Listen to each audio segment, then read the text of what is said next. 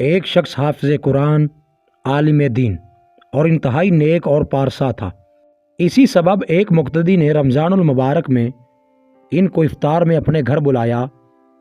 عالم دین نے دعوت قبول کی اور افطار کے وقت اس مقتدی کے گھر پہنچے اور وہاں ان کا بہت شاندار استقبال کیا گیا۔ افطار کے بعد عالم دین نے میزبان کے حق میں دعا کی اور واپس چلے گئے۔ مقتدی کی بیوی نے عالم صاحب کے جانے کے بعد مہمان خانہ کی صفائی ستھرائی کی تو اسے یاد آیا کہ اس نے کچھ رقم مہمان خانے میں رکھی تھی، لیکن بہت تلاش کے باوجود وہ رقم اس عورت کو نہ ملی، اور اس نے اپنے شوہر سے پوچھا کہ کیا آپ نے وہ رقم اٹھائی ہے؟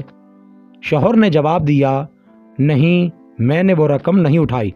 اور پھر اس نے یہ بات شوہر کو بتا دی کہ مہمان کے علاوہ کوئی دوسرا فرد ہمارے گھر نہیں آیا اور ہمارا بچہ دوسرے کمرے میں تھا، اور جھولے میں رہنے والا اتنا چھوٹا سا بچہ چوری نہیں کر سکتا۔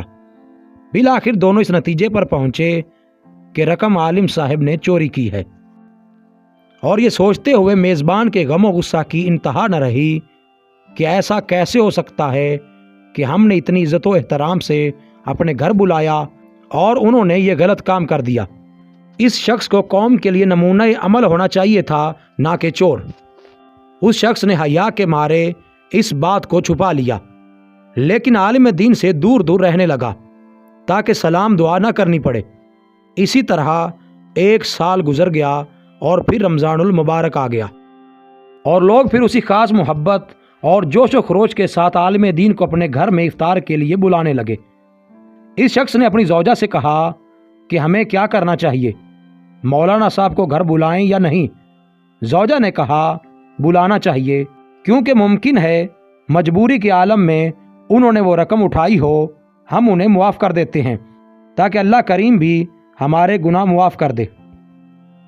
اور پھر اس شخص نے مولانا صاحب کو اسی عزت و احترام کے ساتھ اپنے گھر افطار پر بلایا، اور جب افطار سے فارغ ہو گئے تو میزبان نے مہمان سے کہا، جناب، آپ متوجہ ہوں گے کہ سال بھر سے آپ کے ساتھ میرا رویہ بدل گیا ہے۔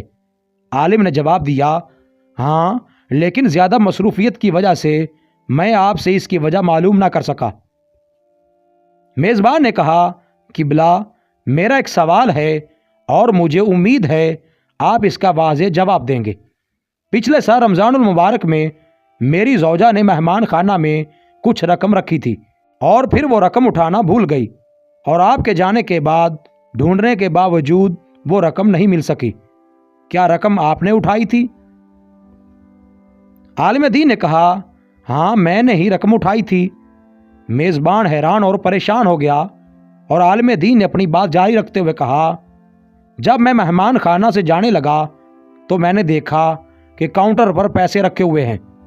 چونکہ تیز ہوا چل رہی تھی اور نوٹ ہوا سے ادھر ادھر اڑ رہے تھے، لہذا میں نے وہ نوٹ جمع کیے، اور میں وہ رقم فرش کے نیچے یا کہیں اور نہیں رکھ سکا کہ کہیں ایسا نہ ہو آپ وہ رقم ڈھونڈ نہ سکو اور پریشان ہو جاؤ۔ اس کے بعد عالم نے زور سے اپنا سر ہلایا اور اونچی آواز میں رونا شروع کر دیا، اور پھر میزبان کو مخاطب کر کے کہا، میں اس لیے نہیں رو رہا کہ تم نے مجھ پہ چوری کا الزام لگایا، اگرچہ یہ بہت دردناک ہے، لیکن میں اس لیے رو رہا ہوں کہ 365 دن گزر گئے اور تم میں سے کسی نے قرآن کریم کا ایک صفحہ بھی نہیں پڑھا، اور اگر تم قرآن کو ایک بار کھول کر دیکھ لیتے تو تمہیں رقم قرآن میں رکھی مل جاتی۔